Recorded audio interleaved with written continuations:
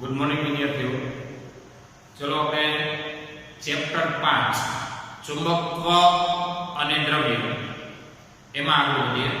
ખાસ કરીને ચેપ્ટર 5 માં તમે લાસ્ટમાં ભણી ગયા હતા અને એ હતું અક્ષ પરનું ચુંબકીય ક્ષેત્ર.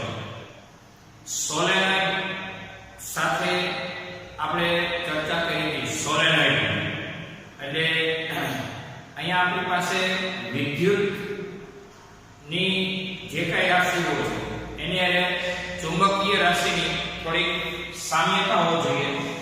તો વિદ્યુત અને ચુંબક આ બે સાથેની સામ્યતાઓ અહીંયા છે. વિદ્યુત ક્ષેત્ર જેને તમે કહો છો કેપિટલ E, ઇલેક્ટ્રિક ફિલ્ડ. અહીંયા આવશે ચુંબકીય ક્ષેત્ર જેને કહો મેગ્નેટિક ફિલ્ડ. બાર મેગ્નેટ પરથી B વેક્ટર એની સંજ્ઞા છે. અહીંયા E વેક્ટર છે ઇલેક્ટ્રિક ફિલ્ડ, અહીંયા મેગ્નેટિક ફિલ્ડ. મેગ્નેટિક ફિલ્ડની સંજ્ઞા B વેક્ટર છે. બાર મેગ્નેટ એટલે કે ગજિયો ચુંબક એના પર. એક છે વિદ્યુત ડાયપોલ મોમેન્ટ જેની સંજ્ઞા છે P. આમ તો P વેક્ટર છે. અને આ છે ચુંબકીય ડાયપોલ મોમેન્ટ એની સંજ્ઞા છે M વેક્ટર. ખાસ કરીને મિત્રો એ જો કે ડાયપોલ મોમેન્ટની દિશા P વેક્ટરની દિશા ઋણથી ધન તરફ, ઋણ પરથી ધન પર તરફ P વેક્ટરની દિશા છે. જ્યારે ચુંબકીય ડાયપોલ મોમેન્ટની દિશા એટલે કે M વેક્ટરની દિશા ચુંબકની અંદર S થી N તરફ છે. S થી એટલે કે સાઉથ થી નોર્થ તરફ M વેક્ટરની દિશા છે. એક બીજી સામ્યતા જોઈએ તો 1/4 પાઈ એપ્સિલોન 0 એની આ સામ્યતા ધરાવે છે અહીંયા μ0/4 પાઈ. આ 1/4 પાઈ એપ્સિલોન 0 જેને કહેવાય વિદ્યુત અચળાંક.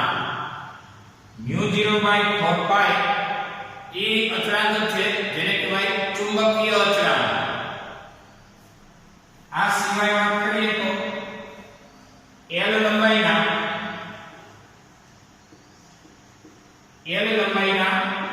ગજિયા ચુંબક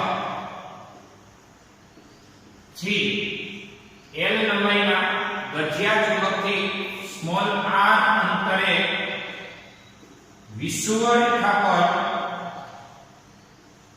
સ્મોલ r અંતરે વિષુવરેખા પર r is more greater than L માટે ચુંબકની વાત કરીએ તો અહીંયા વિદ્યુતની વાત કરીએ તો વિદ્યુતમાં બે પોલ માટેની વાત થાય તો વિદ્યુતમાં બે પોલ માટેની વાત થાય તો KP/R ઘન થાય. તો અહીંયા 2a અંતરના ગજિયા ચુંબકની જગ્યાએ આવ્યા વિદ્યુત ડાયપોલની એટલે કે આખી વાત વિદ્યુતની છે. તો 2a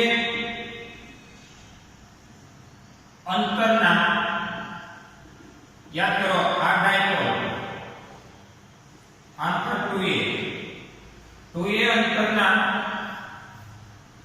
ડાયપોલ થી ડાયપોલ એટલે વિદ્યુત ડાયપોલ, વિદ્યુતની વાત ચાલે છે. બોલો ચુંબકીય ડાયપોલ. ડાયપોલ થી સ્મોલ r અંતરે વિષુવરેખા પર જ્યાં r is more greater than આ બે વચ્ચેનું અંતર આખું અંતર હોય ને એ 2a કહેવાય. આટલું અંતર a એટલે કે r is more greater than a માટે આપણે કહી શકશું વિષુવરેખા પર છે એટલે આ માટે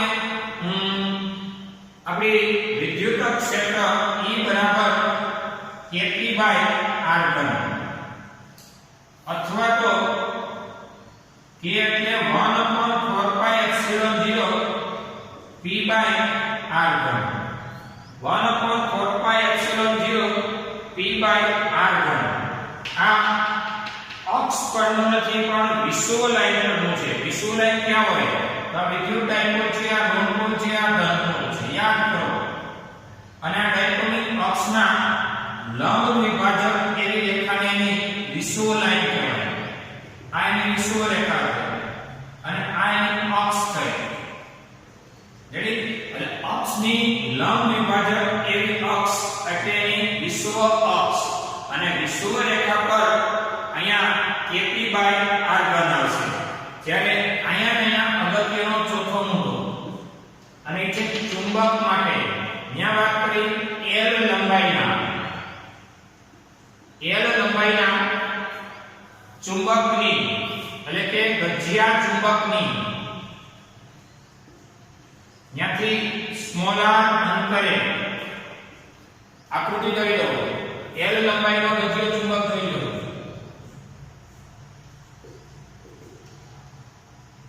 હવે એના કેન્દ્રથી સ્મોલાર અંતરે પણ ક્યાં અક્ષ પર નહીં પણ વિષુવ લાઈન પર એટલે સ્મોલાર અંતર આ રીતે છે.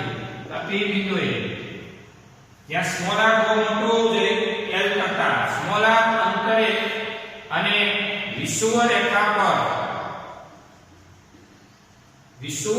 પર r is more greater than L માટે અહીંયા ચુંબકીય ક્ષેત્ર B બરાબર અહીંયા કહેવાય વિદ્યુત ક્ષેત્ર અને વિદ્યુત ક્ષેત્ર એટલે E બરાબર kp r ઘન અથવા તો 1/4πε0 p r ઘન.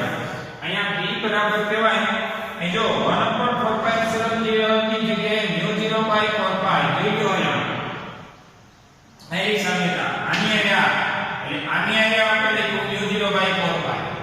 હવે p દેખાય p એની એરિયા m જ્યારે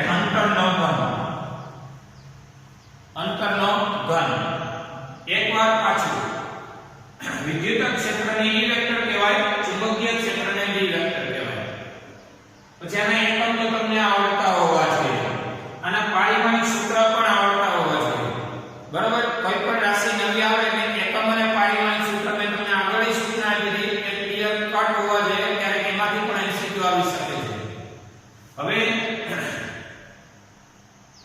આ ડાયપોલ મોમેન્ટ વિદ્યુતની છે p વેક્ટર જેની દિશા ઋણથી ધનપોલ તરફ, જ્યારે આ છે મેગ્નેટિક ડાયપોલ મોમેન્ટ જેની દિશા થાય s થી n તરફ એટલે સાઉથ થી નોર્થ તરફ. અહીંયા છે વિદ્યુત અચળાંક 1/4πε0 આ છે ચુંબકીય અચળાંક μ0/4π.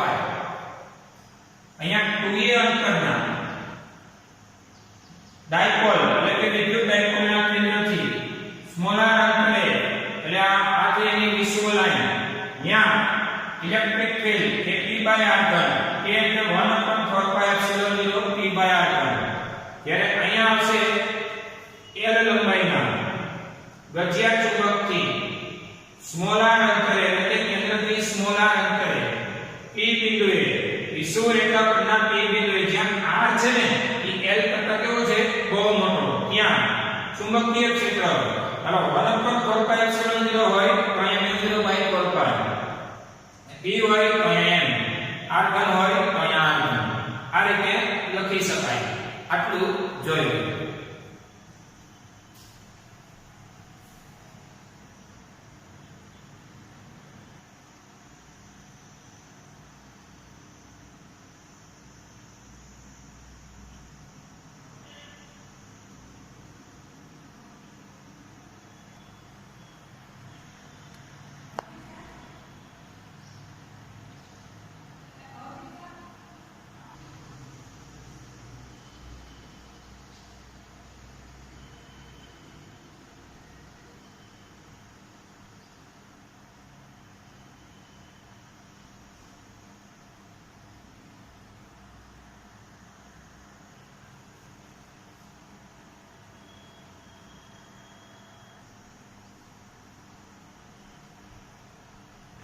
કાંઈ સેટિંગ બદલાવું નથી.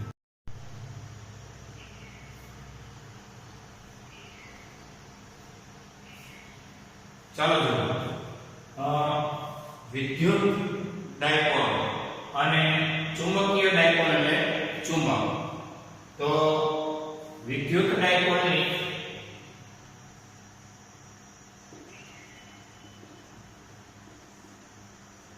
અક્ષ પર વિદ્યુત ક્ષેત્ર E બરાબર 2 kp/r3 અને કેવા અંતરે તો કે આ જે કાંઈ છે એ 2 k એટલે 1/4π0 p/r3 અથવા તો 1/4π0 અહીંયા 2p/r3 આવું ઇલેક્ટ્રિક ફીલ્ડ.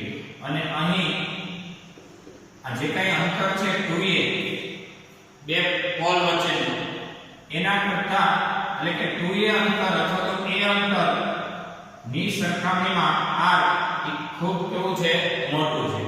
આ વખતે 2 kp/r3 જ્યારે ચુંબકીય ડાયપોલ એટલે કે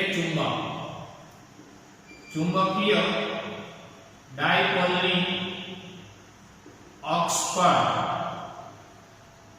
ચુંબકીય ક્ષેત્ર B બરાબર 2. હવે વાત કરીએ અહીંયા 2 p હોય ને ત્યાં m 1/4π0 ની જગ્યાએ μ0/4π અને આ એટલે μ0/4π અક્ષ પર હોય ને તો μ0/4π 2m/r અને વિષુવરેખા પર હતું ત્યારે μ0/4π m/r હતું ચુંબકીય ક્ષેત્ર. અહીં r is more greater than l એટલે કે લંબાઈ કરતા અંતર થોડું મોટું છે. આ સિવાય વાત કરીએ તો વિદ્યુત ડાયપોલ પર લાગતું ટોર્ક બરાબર P ક્રોસ E. જ્યારે અહીંયા ચુંબકીય ડાયપોલ પર લાગતું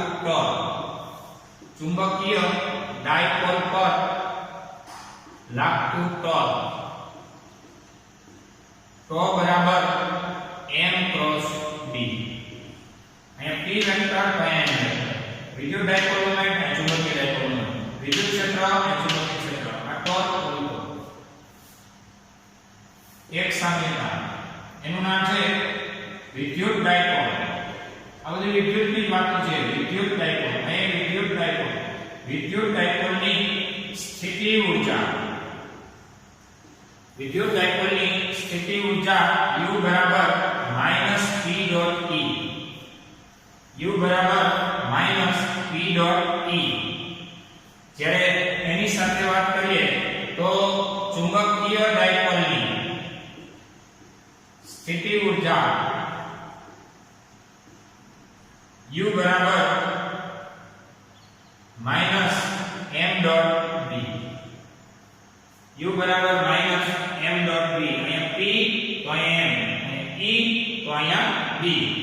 એટલે આ હતું વિદ્યુત રાશિ સાથે ચુંબકીય રાશિની સામ્યતાઓ જોઈએ.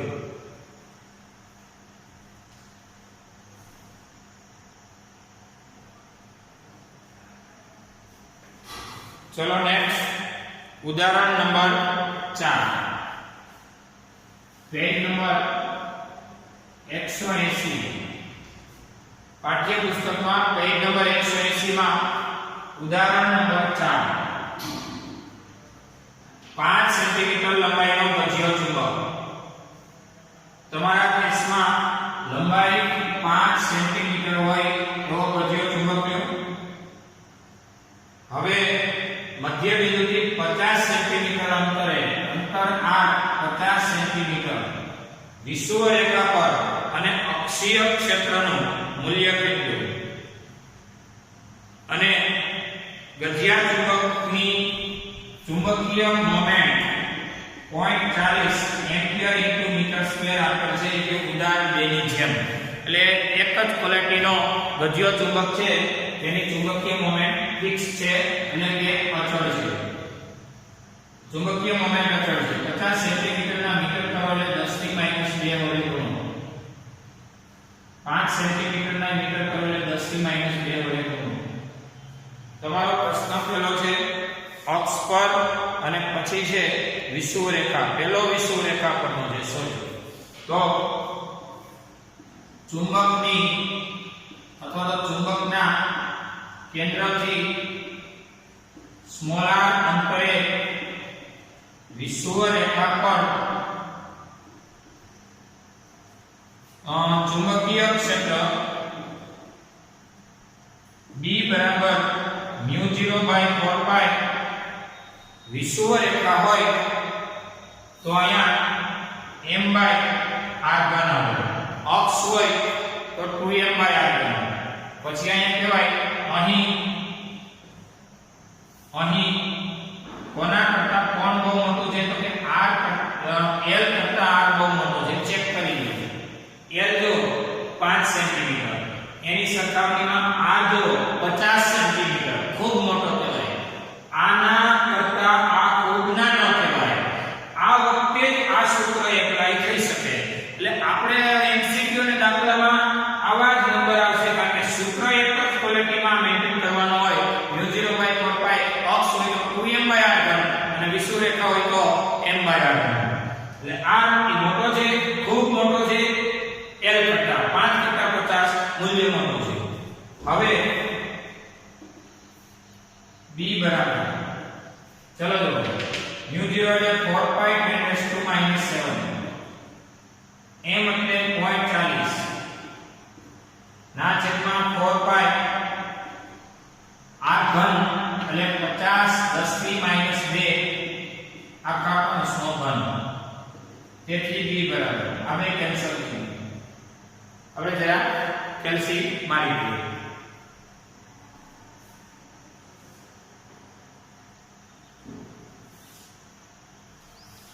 જો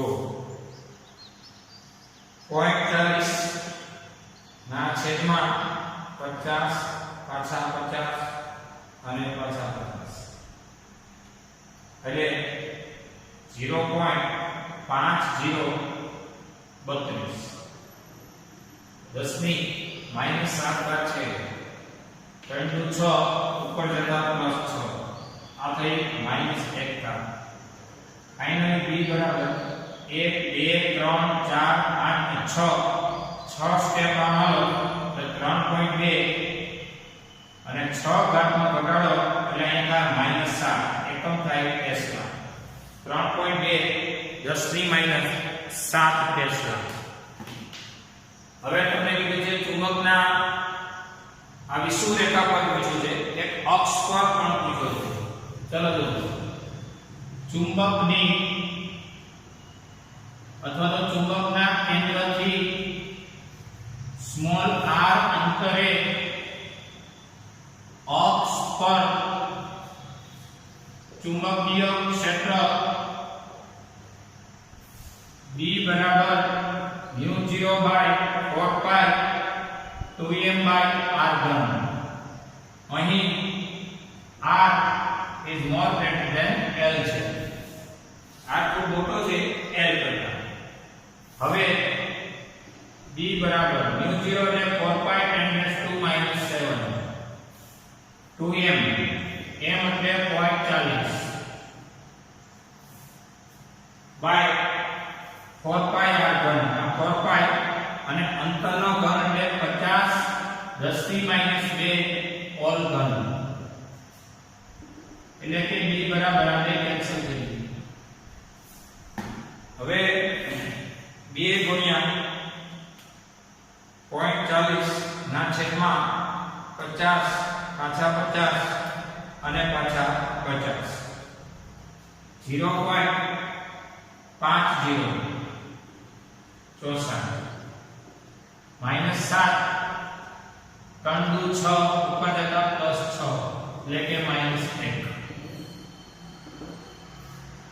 1 2 3 4 5 અને 6 સ્ટેપ કટ કરો એટલે 6.4 10 ની -7 થશે આ એનો જવાબ છે ટૂંકમાં આના મૂલ્યથી આના કરતા આ બમણું થયું એ 3.2 તો અહીંયા 6.4 બાકી ઘાત બરોબર છે એકમ બરોબર છે જોઈ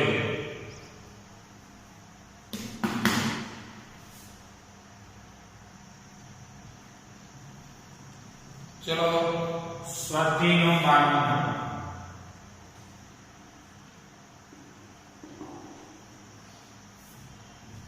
એક નાના ગજિયા ચુંબકની મેગ્નેટિક મોમેન્ટ આપેલી છે એને કહેવાય m 0.48 જૂલ પ્રતિ ટેસ્લા મેગ્નેટિક મોમેન્ટ ના એકમની વાત કરીએ પહેલા આપણે ગણતરી કરવી પહેલા એકમ સેટ કરીએ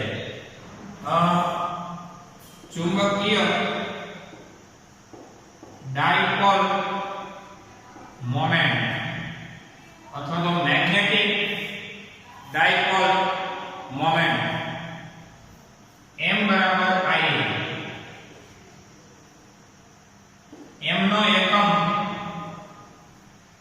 એમ્પિયર ઇન્ટુ મીટર સ્ક્વેર પણ છે અથવા જૂલ પ્રતિ ટેસ્લા પણ છે હવે તમારી પાસે યાદ કરો ટો બરાબર m ક્રોસ b હમણાં તમે આવું ભણ્યા હતા ટો m ક્રોસ b તો m નો એકમ આ છે આપણે m નો અનધર એકમ મેચ કરીએ તો સિવાય u નો એટલે કે આ ટોર્ક હતો બાકી સ્થિતિ ઊર્જાનું સૂત્ર હતું m.b એના પરથી સેકન્ડ એટલે કરો આનો એકમ ટેસ્લા આનો એકમ જૂલ m ને સૂત્રનો કરતા બનાવો m સૂત્રનો કરતા બને એટલે જૂલ ના છેદમાં ટેસ્લા થઈ ગયું જૂલ પ્રતિ ટેસ્લા એટલે એ ચુંબકીય ડાયપોલ મોમેન્ટ નો એકમ છે જૂલ પ્રતિ ટેસ્લા લખો તો ચાલે અથવા એમ્પિયર ઇન્ટુ મીટર સ્ક્વેર લખો તો બી ચાલે હવે આગળ સ્વાધ્યાયના 12મા દાખલામાં પેજ નંબર 201 નાના ગજિયા ચુંબકની મેગ્નેટિક મોમેન્ટ આપેલી છે તો શબ્દ છે નાનો ગજિયો ચુંબક નાનો ગજિયો ચુંબક કોને કહેવાય તો કે એટલે કે જે ચુંબકની લંબાઈની સરખામણીમાં આપેલ અંતર ખૂબ મોટું હોય એટલે કે r is more greater than l હોય ચુંબકના કેન્દ્રથી અક્ષ પરનું અથવા વિષુવ લાઈનનું આપેલ અંતર r એ ચુંબકની પોતાની લંબાઈથી ખૂબ મોટું હોય આવા ચુંબકને નાનો ચુંબક કહેવાય એટલે નાનો ચુંબક આવે એટલે સમજી જવાનું r is more greater than l છે આ ધ્યાન રાખો હવે m આપેલો છે કેન્દ્રથી 10 સેન્ટીમીટર અંતરે પેલું ચુંબકની અક્ષ પર બીજું તેની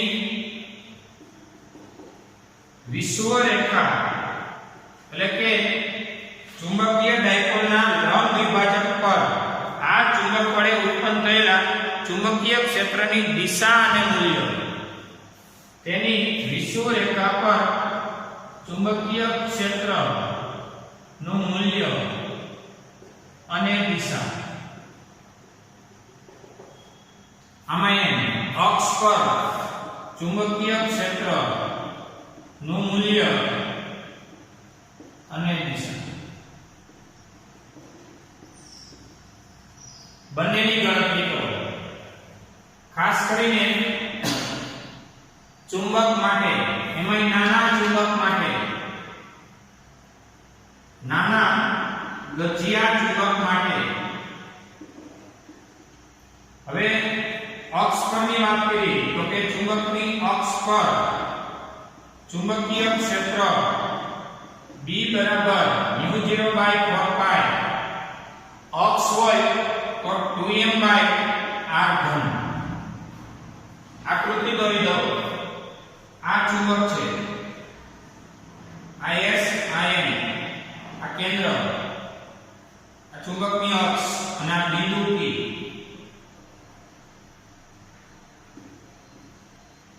આ અંતરાલ જોઈ લો અને આ L, આ L, R કરતા L ખૂબ નાનો છે. એટલે નાના ગજિયા ચુંબકની અક્ષ પર ચુંબકીય ક્ષેત્ર μ0 બાય 4 પાઈ, μ0 એટલે 4 પાઈ 10⁻⁻⁷ 2 m એટલે 0.48 છેદમાં 4 પાઈ r ઘન. r એટલે આપેલ અંતર 10 સેન્ટીમીટર ના મીટર કરો એટલે 10⁻², અને 1 માંથી 2 જાય તો -1, અને ઓલ નો ઘન. આ બે કેન્સલ. ફાઇનલી 2 ગુણ્યા 0.48 ના છેદમાં તો ઘાત છે કાઈ બને એટલે 0.96 થયું. આ -7, 3 * 3 કરે તો +3, બાદબાકી -4, 0.96 10⁻⁴ ટેસ્લા. એટલે કે B બરાબર 9.6, એક સ્ટેપ અંદર ગયો એટલે એક ઘાતનો હજી ઘટાડો એટલે -5 ટેસ્લા. આ એનું મૂલ્ય છે. આ શું થયું? મૂલ્ય. B વેક્ટરનું માન એ તમને આ મળ્યું. હવે B વેક્ટરની દિશા ક્યાં? અક્ષ પર. જોવો જરા, અક્ષ પર એટલે અહીં. B વેક્ટરની દિશા ક્યાં હોય? તો B વેક્ટર એટલે ચુંબકીય ક્ષેત્ર, અને ચુંબકીય ક્ષેત્ર આપેલ બિંદુ એટલે તમને ચુંબકીય ક્ષેત્ર રેખાનો લાક્ષણિકતા એટલે કે n માંથી નીકળે s માં દાખલ થઈ અંદર s થી n જઈ અને બંધ ગાળા બનાવે છે. તો P બિંદુએ ચેક કરવા જાઓ, અહીંથી આમ નીકળી આમ આવે છે. તો આ અક્ષ પરના કોઈ બિંદુએ ચેક કરો, આ અક્ષ પરનું કહેવાય કોઈ કે અહીંયા અહીંયા અહીંયા અહીંયા. તો ચુંબકીય ક્ષેત્રની દિશા ક્યાં થઈ? s થી n. B વેક્ટરની દિશા s થી n તરફ. દિશા કઈ થઈ? s થી n અક્ષ પર. તમને એમ થાય ન્યા ને અહીં ચેક કરી દો અહીંયા, તો અહીંથી ફરીને આવો, આમ આવો, આમ આવો, આમ આવો, એટલે અહીંયા અહીંયા અહીંયા અહીંયા અહીંયા, અથવા બધા બિંદુઓ એક લાઈન પરના બધા બિંદુએ ચુંબકીય ક્ષેત્ર તો અહીંયા આમ છે અને s થી n જ ગણી દિશા કહેવાય. s થી n અહીંયા હોય તો s થી n જ દિશા કહેવાય. s થી n દિશાનું ચુંબકીય ક્ષેત્ર છે. આટલું જોયું.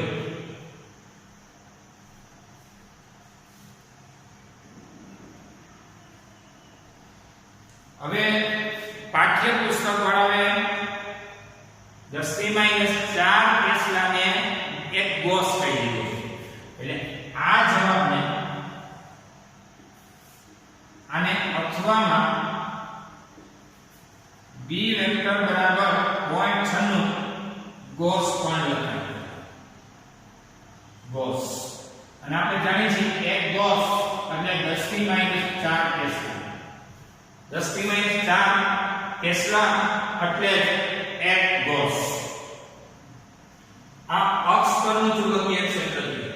હવે વિષુવ રેખા પર ચુંબકીય ક્ષેત્રનું મૂલ્ય અને દિશા ચાલો જોઈ લઈએ. નાના ગજિયા ચુંબકની વિષુવ રેખા પર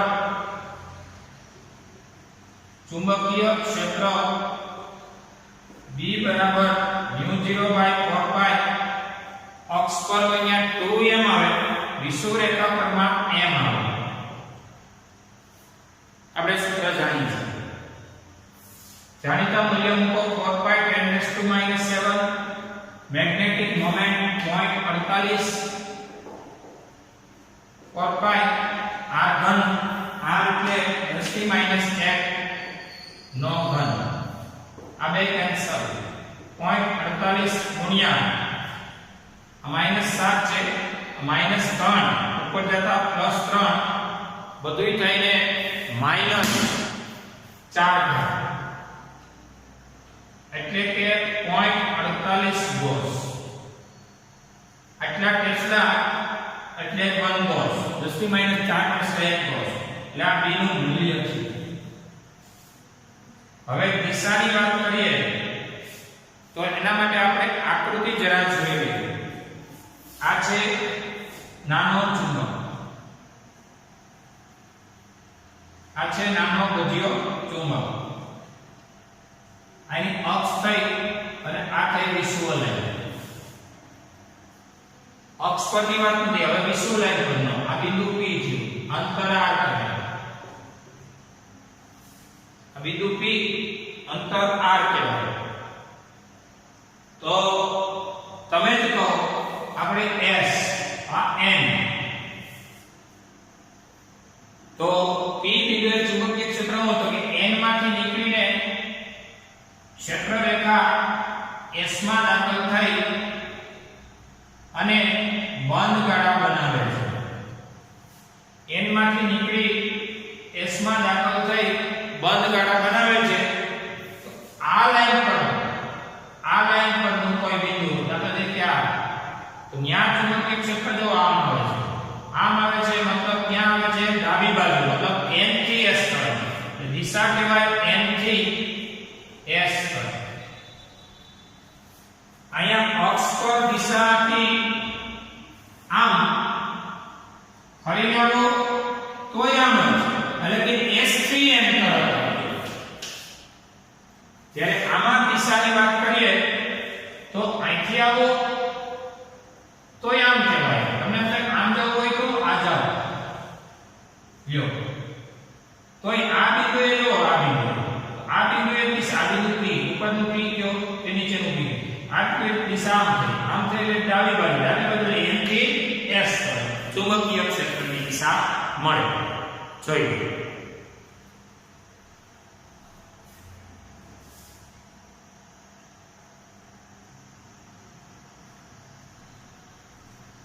ચલો સ્વાધ્યાયનો ચોથો દાખલો.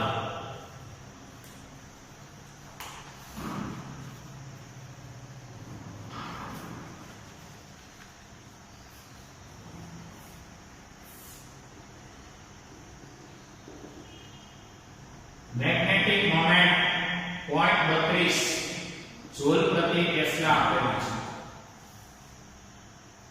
આવો મેગ્નેટિક મોમેન્ટ ધરાવતો નાના ગજિયા ચુંબકને 0.15 ટેસ્લાના ચુંબકીય ક્ષેત્રમાં મૂકો. જો ગજિયો ચુંબક આ ક્ષેત્રના સમતલમાં મુક્ત ભ્રમણ કરી શકે તેમ હોય તો કઈ દિશામાંની ગોઠવણી સ્થિર અને કઈ દિશામાંની ગોઠવણી અસ્થિર સંતુલન દર્શાવશે? પહેલો મુદ્દો, ચુંબકીય ક્ષેત્રમાં મુક્ત એટલે ફ્રી, ગમે તે દિશામાં જઈ રહ્યો, મુક્ત રીતે ભ્રમણ કરતા ગજિયા ચુંબક માટે અથવા તો ગજિયા ચુંબકની સ્થિર સંતુલન માટે m વેક્ટર અને b વેક્ટર સમાંતર. એટલે જે દિશામાં m વેક્ટર હોય એ દિશામાં b વેક્ટર હોય. એટલે કે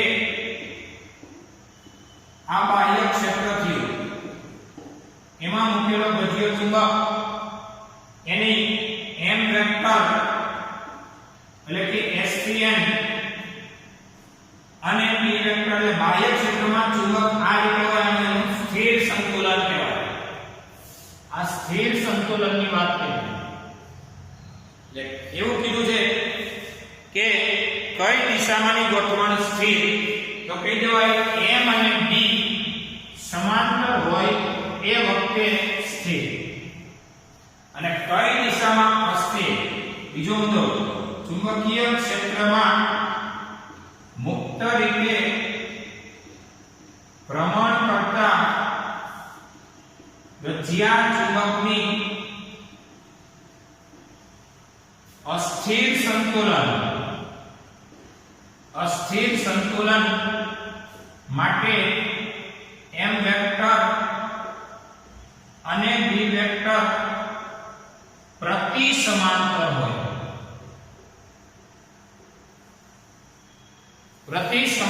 હોય એટલે કે બાહ્ય ક્ષેત્ર આવી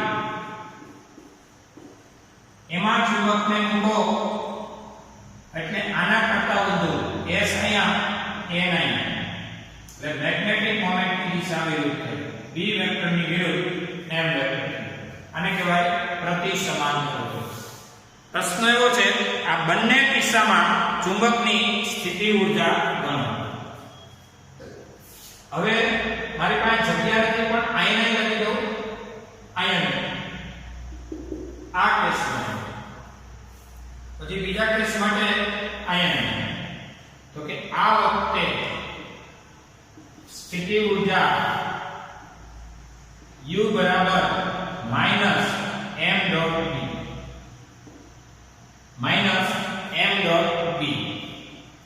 એટલે કે -mb cos 0 m ને b આપ્યા છે અને સમાંતરમાં છે એનો મતલબ અહીં ચેક કર્યો m અહીંયા અને b આમ θ 0 cos 0 1 m 0.32 b 0.15 અને cos 0 1 0.32 ગુણ્યા 0.15 0.048 અને એકમ થાય જૂલ. જ્યારે બીજા કેસમાં m વેક્ટર ને b વેક્ટર પ્રતિ સમાંતર છે આ વખતે અહીંયા લખ્યું સમાંતર વખતે અહીંયા પ્રતિ સમાંતર વખતે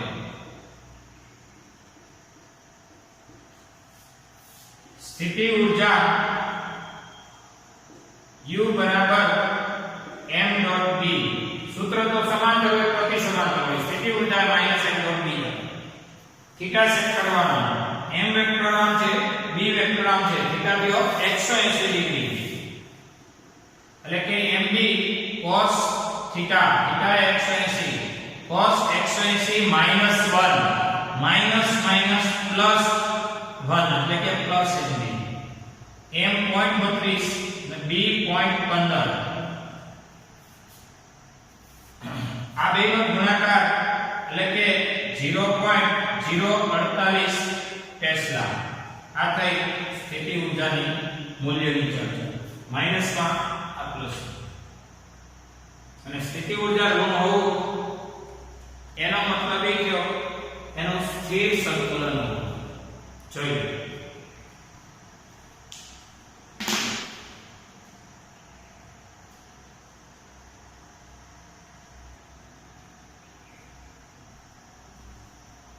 જરા ડેઇલી ટેસ્ટ નોંધી વિદ્યુત ક્ષેત્ર અને ચુંબકીય ક્ષેત્રની વિદ્યુત ક્ષેત્ર અને ચુંબકીય ક્ષેત્રનો તફાવત આપો. ત્રણ મુદ્દા લખવા છે. બીજું સ્વાધ્યાયનો ક્વેશ્ચન સ્વાધ્યાયનો દાખલો ચોથો અને સ્વાધ્યાયનો 12મો સ્વરતીનો ચોથો અને સ્વરતીનો 12મો. રેડી? અહીંયા આપણું લેક્ચર પૂરું થાય છે. રોજે રોજની તૈયારી કરી શકશો.